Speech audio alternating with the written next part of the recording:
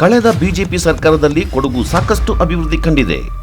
BJP ಸರ್ಕಾರದಲ್ಲಿ ಸನ್ಮಾನ್ಯ ಯಡಿಯೂರಪ್ಪನವರ ನೇತೃತ್ವದ ಸರ್ಕಾರದಲ್ಲಿ ಕರ್ನಾಟಕ ಡೆವಲಪ್ಮೆಂಟ್ ಆದಷ್ಟು ಯಾವ ಸರ್ಕಾರದಲ್ಲೂ ಕೂಡ ಆಗಿಲ್ಲ ಅಂತ ಹೇಳಿ ಇಚ್ಛೆ ಪಡ್ತೇನೆ.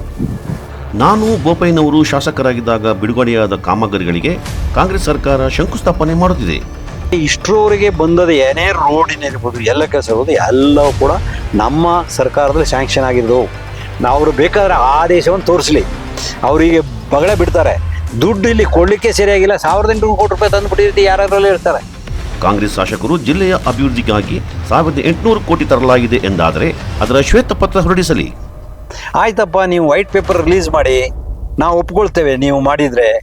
ಇವತ್ತಿನವರೆಗೂ ಒಂದು ವೈಟ್ ಪೇಪರ್ನ ರಿಲೀಸ್ ಮಾಡ್ಲಿಕ್ಕೆ ತಯಾರಿಲ್ಲ, ಬಾಯಲ್ಲಿ ಮಾತ್ರ ಹೇಳ್ಕೊಂಡು ಸುತ್ತುವನ್ನ ಕೆಲಸ ಮಾಡ್ತಾರೆ. ನೀವು ಮಂಜೂರಾತಿ ಮಾಡಿದ್ದನ್ನ ಏನಾದ್ರು ಮಾಡಿದ್ರೆ ಅದನ್ನೇ ನಾವೇ ಪಬ್ಲಿಷ್ ಮಾಡ್ತೇವೆ. ಸುಮ್ಮನೆ ಸುಳ್ಳು ಹೇಳಿಕೊಂಡು ಪೊಳ್ಳು ಭರವಸೆ ನೀಡಿ ಸರ್ಕಾರವನ್ನು ತುಂಬ ಸಮಯ ಮುಂದುವರಿಸಲು ಸಾಧ್ಯವಿಲ್ಲ. ಈ ಸರ್ಕಾರ ಬಂದ ಮೇಲೆ ಒಂದಲ್ಲ ಒಂದು ರೀತಿಯಲ್ಲಿ ತೊಂದರೆನೇ ಕೊಟ್ಕೊಂಡು ಬಂದಿದ್ದಾರೆ ಹೊರತು ನೆಮ್ಮದಿಯಾಗಿ ಜನ ಉಳಿಲಿಕ್ಕೆ ಬಿಟ್ಟಿಲ್ಲ.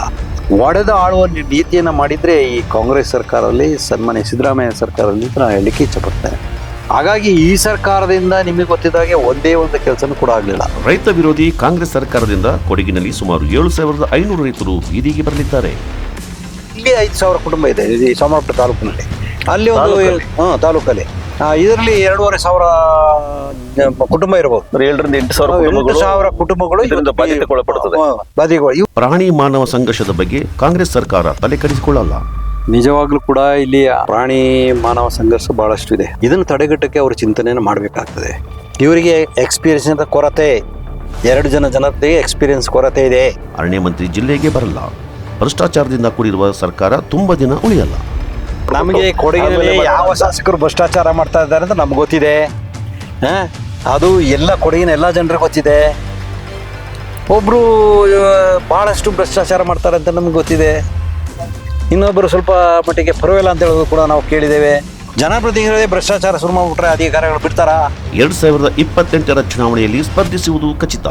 ಜಿಲ್ಲೆಯ ಅಭಿವೃದ್ಧಿಗಾಗಿ ಗೆದ್ದು ನಿವೃತ್ತಿ ಹೊಂದುತ್ತೇನೆ ಹೊರತು ಸೋತಲ್ಲ. ಕಂಟೆಸ್ಟ್ ಮಾಡ್ತೀವಿ ಅಂತಿದ್ವಿ, ಇನ್ಕ್ಲೂಡಿಂಗ್ ಬೋಪಯ್ಯನವರು ಕೂಡ ಕಂಟೆಸ್ಟ್ ಮಾಡ್ತಾರೆ. ಅಂದರೆ ನಾನು ಸೋತು ರಿಟೈರ್ಡ್ ಆಗಬಾರ್ದು, ಗೆದ್ದೇ ರಿಟೈರ್ಡ್ ಆಗ್ತೀನಿ. ವೀಕ್ಷಿಸಿ ನಿಮ್ಮ ನೆಚ್ಚಿನ ಕೊಡಗು ಚಾನಲ್ನಲ್ಲಿ. ರಾಜಕೀಯದಲ್ಲಿ ಗೆದ್ದು ನಿವೃತ್ತಿಯಾಗುತ್ತೇನೆ ಹೊರತು ಸೋತಲ್ಲ. ಜಿಲ್ಲೆಯ ಅನುಭವಿ ಶಾಸಕ ಮಾಜಿ ಮಂತ್ರಿ ಅಪ್ಪಚ್ಚು ರಂಜನ್ ಮುಕ್ತನುಡಿ. ನಿಮ್ಮ ನೆಚ್ಚಿನ ಕೊಡಗು ಚಾನಲ್ನಲ್ಲಿ ಶುಕ್ರವಾರ, ಶನಿವಾರ, ಭಾನುವಾರ ಸಂಜೆ 7 ಗಂಟೆಗೆ ತಪ್ಪದೇ ವೀಕ್ಷಿಸಿ.